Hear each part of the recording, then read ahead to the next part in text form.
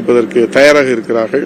புரட்சி தமிழர் ஐயா எடப்பாடி அவர்கள் தலைமையிலே அம்மாவின் ஆட்சி, மக்களின் ஆட்சி, ஜனநாயக ஆட்சி, அனைத்து இந்திய அண்ணா திராவிட முன்னேற்ற கழகம், பாரதிய ஜனதா வெற்றி கூட்டணி அமைக்கும்.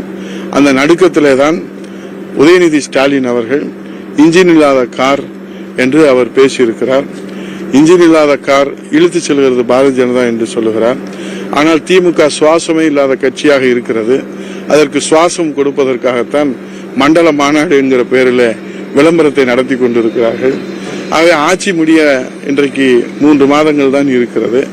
இப்போது அவர்கள் புதிதாக மகளிருக்கு உரிமை தொகை என்று அறிவிக்கின்றார்கள்.